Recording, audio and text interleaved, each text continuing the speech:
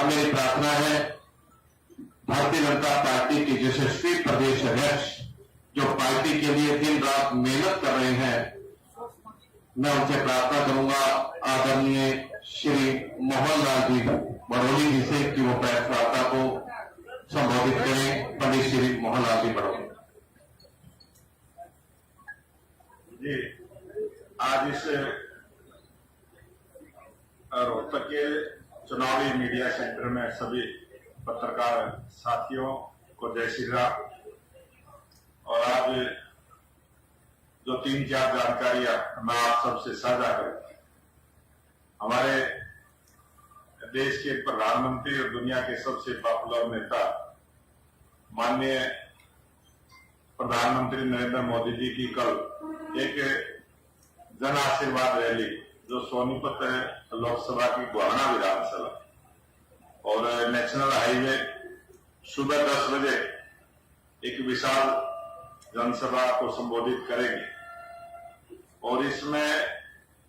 हमारे 22 विधानसभाओं के कार्यकर्ता 22 विधानसभाओं के जो चुनाव लड़ने वाले प्रत्याशी उसमें उपस्थित रहेंगे। सोनीपत लोकसभा की 9 विधानसभा है, रोहतक लोकसभा की 9 विधानसभा है और पानीपत जिला की 4 विधानसभा है। 22 विधानसभाओं का ये विशाल जन आशीर्वाद रैली कल सुबह 10 बजे देश के लोकप्रिय प्रधानमंत्री नरेंद्र मोदी जी का मार्गदर्शन और हरियाणा की जनता का आशीर्वाद लेने के लिए कल पहुंचेंगे। और कल का एक विशेष दिन भी है। कल का जो विशेष दिन है, पंडित दीनदयाल उपाध्याय जी जो भारतीय जनता पार्टी का विचार, जब जनसंघ की स्थापना हुई उस समय संगठन महामंत्री के नाते से जिन्होंने काम किया, बाद में जनसंघ के राष्ट्रीय अध्यक्ष भी रहे, दीनदयाल उपाध्याय जी की जयंती का भी शुभ अवसर 25 तारीख को, वो भी एक विशेष दिन है क्योंकि ये जो हमारी सरकार लगातार चल रही और जो ये अंत्योदय की सरकार है, जो अंतिम व्यक्ति के उदय की जो विचार, ये पंडित दीनदयाल उपाध्याय जी ने जो पुस्तकें लिखी, एकात्म मानववाद, ये पुस्तक 21 संस्मरण इस पुस्तक के थे और उसमें पूरा सरकार किस प्रकार से काम करे, सरकार की क्या सोच होनी चाहिए, किस प्रकार से जो ये नए भारत का निर्माण आज भारतीय जनता पार्टी की लोकप्रिय सरकार के माध्यम से जो देश में परिवर्तन आप देख रहे हैं, ये विचार दीनदयाल उपाध्याय जी का जो दिया हुआ विचार है, उस पर हमारी सरकार ने काम किए। और जब तक अंतिम व्यक्ति का विकास नहीं होता तब तक देश विकास में आगे नहीं बढ़ता, ये हमारा मूल मंत्र है। और सबका साथ, सबका विकास, सबका प्रयास और सबका विश्वास भी उसी एकात्म मानववाद से आया। उसके बाद 26 तारीख को देश के लोकप्रिय प्रधानमंत्री नरेंद्र मोदी जी इस पूरे देश की जनता के साथ, पूरे भारतवर्ष के सभी भारतीय जनता पार्टी के कार्यकर्ताओं के साथ भी, और क्योंकि जम्मू कश्मीर और हरियाणा में चुनाव चल रहे, उसके लिए ये विशेष भी रहेगा कि हमारे हरियाणा प्रदेश के भी जो 20,629 बूथ पूरे हरियाणा प्रदेश में है, प्रत्येक बूथ के कार्यकर्ताओं से नमो ऐप के माध्यम से सीधा संवाद लोकप्रिय प्रधानमंत्री नरेंद्र मोदी जी का रहने वाला है। 12:30 बजे का समय उसका रहेगा। और भारतीय जनता पार्टी की संगठन की जो रचना है, 4317 हमारे शक्ति केंद्र है। सभी शक्ति केंद्रों पर पार्टी के कार्यकर्ता सामूहिक रूप से बैठ के लोकप्रिय प्रधानमंत्री नरेंद्र मोदी जी की बात को सुनेंगे और सीधा संवाद भी करेंगे।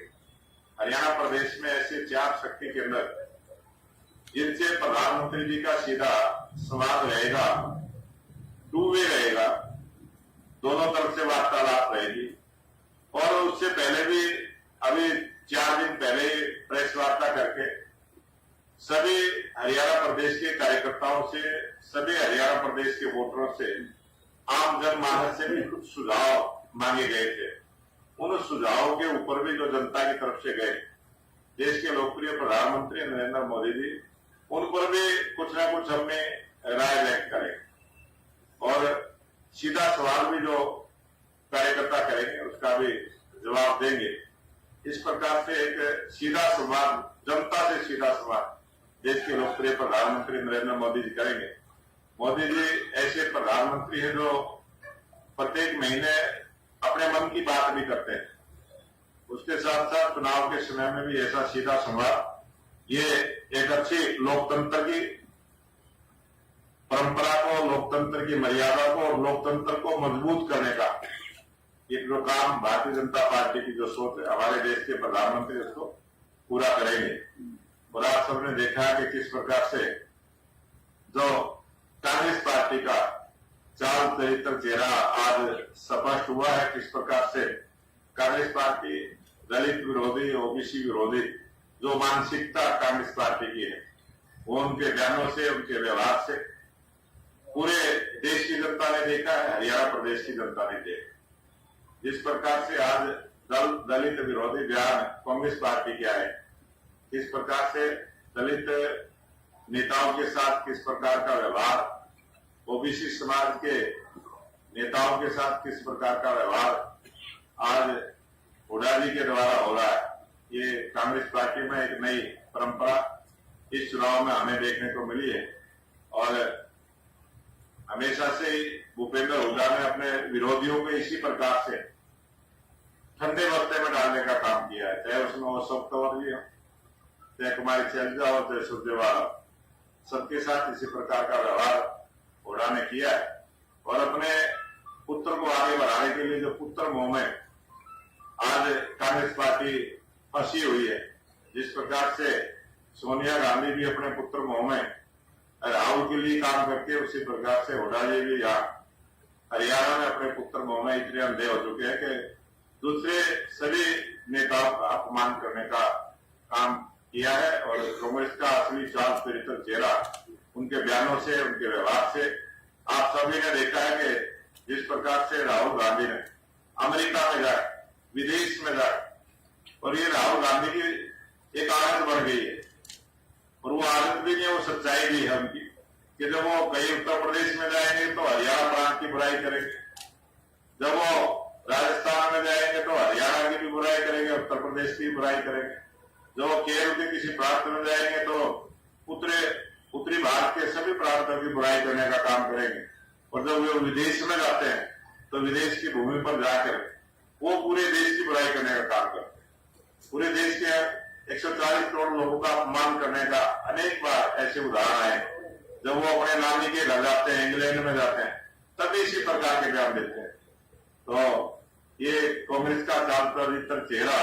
आज जो जनता के सामने आया है, और अभी जो आज अखबार में पढ़ने को मिला,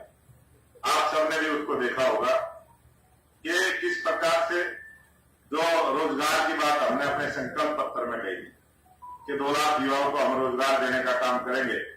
बगैर पर्ची खर्ची के जिस प्रकार से 1,44,000 युवकों को हमने रोजगार देने का काम किया, पारदर्शिता के साथ किया था, मेरिट के आधार पर किया था, योग्यता के आधार पर किया था, और हमारी सरकार की सोच है उसी प्रकार से हम 2 लाख युवाओं को रोजगार देने का काम करेंगे। वहीं कांग्रेस के जो चुनाव लड़ रहे प्रत्याशियों ने जो बयानबाजी की, वो सब इलेक्ट्रॉनिक मीडिया में, प्रिंट मीडिया में आप सबने देखी है, देश की जनता ने देखी है। और जिस प्रकार के भ्रष्टाचार के जो बात उनके प्रत्याशियों ने कही है कि वो कांग्रेस के नेता पहले अपना घर भरने का काम करेंगे, कांग्रेस के नेता फिर रिश्तेदारों का घर भरने का काम करेंगे, और यहां तक भी उन्होंने स्वीकार किया कि बगैर भ्रष्टाचार के सरकार नहीं चलती। ये कांग्रेस के नेताओं के बयान सबने देखा है, सारे देश ने देखा है। तो और उसी प्रकार का आज पढ़ने को आया कि राहुल गांधी जब दौरा करेंगे तो उसी विधानसभा में आने वाले हैं जहां से ये बात शुरू हुई थी। तो इसका मतलब उन्होंने भ्रष्टाचार पर और जो पर्ची खर्ची की बात थी, उन दोनों बातों पर मोहर लगाने का काम किया है। और इसी प्रकार की उन्होंने अपने दौरा बनाने का आज अखबार में पढ़ा है। अब वो कच्चा है पक्का है वो तो कांग्रेस पार्टी के लोग जाने, या जो मीडिया में छपा है वो जो मीडिया में छपा है कोई ना कोई आधार उस खबर का होता है। अखबारों में भी कोई खबर छपती है तो उसमें सच्चाई होती है, तो उसी सच्चाई को मानते हुए आज ये आकलन हमारा आया है कि जो सोच और विचार और जो चाल चरित्र चेहरा कांग्रेस का है वो जनता के सामने उजागर हुआ है। इस विधानसभा चुनाव में हरियाणा प्रदेश की जनता इन सब चीजों का जवाब देने वाली है और जब 5 अक्टूबर को हरियाणा प्रदेश में वोट पड़ेगी तो हरियाणा का मतदाता 5 तारीख को कमल के फूल का बटन दबाकर भारतीय जनता पार्टी की स्पष्ट बहुमत की सरकार हरियाणा प्रदेश में डबल इंजन की सरकार इस विधानसभा चुनाव में बनने वाली। हमारी सहता ये कहती है कि भाजपा अपना घर को संभाले। इसी में ये है कि दलित बना हुआ है कि कांग्रेस को कितना नुकसान होगा, भाजपा को कितना फायदा होगा, ये पूरा पॉलिटिकल ये फायदा और नुकसान के लिए कभी भी सोचना ही नहीं चाहिए। हमेशा से ही आदमी का सम्मान सबसे बड़ी चीज होती है और किसी भी नेता का हो, आम आदमी का हो, छोटा सा बच्चा भी हो तो उसका भी सम्मान रहे, ये सोच भारतीय जनता पार्टी की, ये हमारा विचार है। हमारा फायदे नुकसान की बात नहीं है, हमारा विचार है कि सभी का सम्मान हो। जो हमारी पार्टी का नारा है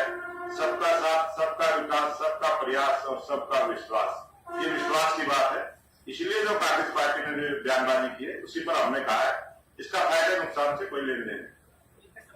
ये हमारी सहता कह रही है कि हमारी सहता ये कह रही है कि हमका का मुद्दा है भाजपा अपना पहले अपने घर को संभाले, बाद में दूसरी करें। भारतीय जनता पार्टी पूरे देश को अपना परिवार मानती है और हम उस विचार के व्यक्ति हैं कि ये पूरा विश्व एक परिवार है और पूरा विश्व एक परिवार है और उस परिवार में अगर कोई गलत बयानबाजी करता है, गलत बात बोलता है, गलत व्यवहार करता है तो उसकी बात लोकतंत्र में एक ऐसी ताकत है, लोकतंत्र की मर्यादा है, अपनी बात कहने का सबको हक है और वही बात हमने कही है। और अगर उसमें कोई झूठ है तो सेंसर उसका जवाब दे। अध्यक्ष जी, इस बार जैसे बीजेपी ने पिछली बार 75 पार का नारा दिया था, इस बार कोई नारा या टारगेट क्यों नहीं फिक्स किया गया? ये इस विधानसभा 2024 का चुनाव का नारा हरियाणा प्रदेश की जनता का मन है और हरियाणा प्रदेश की जनता ने मन बनाया। हरियाणा प्रदेश की जनता का जो मन आज चुनावी सभाओं के माध्यम से और जिस प्रकार का समर्थन और प्यार हरियाणा की जनता भारतीय जनता पार्टी के नेताओं को जब कार्यक्रमों में देती है उससे एक विश्वास बना है कि भारतीय जनता पार्टी की कम से कम 62 विधायक जीतने वाले हैं और ऐसा आकलन इस चुनावी माहौल में आया है कि कम से कम 62 विधायक भारतीय जनता पार्टी के बने। नेता प्रतिपक्ष का कहना है कि मुख्यमंत्री ने झूठ की दुकान खोल रखी है, सुबह झूठ बोले शाम हो जाती है। ये किसने बयान दिया? नेता प्रतिपक्ष ने कहा। अब भूपेंद्र हुड्डा ने जितनी बड़ी बड़ी झूठियां बोली है, जिस प्रकार की बयानबाजी उन्होंने पहले भी की है, किस प्रकार से भ्रष्टाचार किया है, किस प्रकार से जमीनों के घोटाले किए हैं, किस प्रकार से उनकी प्रॉपर्टी को ईडी ने अटैच किया है, ये सारे जो झूठ बोलने के, भ्रष्टाचार करने के और झूठ का पुलिंदा जो 7 शर्तें उन्होंने रखी है अपने घोषणा पत्र में रखी है वो सबसे उजागर होता है और हरियाणा प्रदेश की जनता जागरूक जनता है, वो सब जानती है और इस विधानसभा चुनाव में हरियाणा की जनता उसका जवाब देगी। देवेंद्र काद्यान है, कन्नौज से चुनाव लड़ रहे हैं, वो बार बार कहते हैं कि उन्होंने आपकी बहुत मदद की है, आर्थिक तौर पे बहुत मदद की लोकसभा चुनाव में, तो किस क्या आप उनको टिकट दिलाने ईडी परेशान कर रही है, ईडी की धमकियां मिल रही है। ये व्यक्तिगत बात जो आपने की है, वो उम्मीदवार है, वो मेरा दोस्त रहा है, मेरी मदद की है, मैंने कब मना किया है? टिकट दिलाने में योगदान नहीं दिया आपने, उनका कहना ये है, मतलब दर्द मैंने इसी बात को ध्यान में रखते हुए ये कार्यकर्ता ये आरोप न लगाए कि खुद टिकट ले लिया और मेरी पैरवी नहीं की, इसलिए मैंने निर्णय किया था मैंने लोकसभा का चुनाव में लड़ चुका हूँ और मैं 90 की 90 विधानसभाओं पर पार्टी के लिए काम करूंगा, सबके लिए काम करूंगा। ऐसे बहुत सारे अनेक कार्यकर्ता हैं जिनको टिकट से जो वंचित रहे, जो टिकट की इच्छा रखते थे और पार्टी 90 के ऊपर दे भी नहीं सकती, 89 आज उम्मीदवार हमारे मैदान में, इससे ज्यादा हम दे भी नहीं सकते थे और सभी कार्यकर्ताओं को टिकट मिल जाए ऐसा हो भी नहीं सकता। फिर भी जो भारतीय जनता पार्टी के कार्यकर्ता है, सबको मान सम्मान देना हमारा काम है। हम सबका मान सम्मान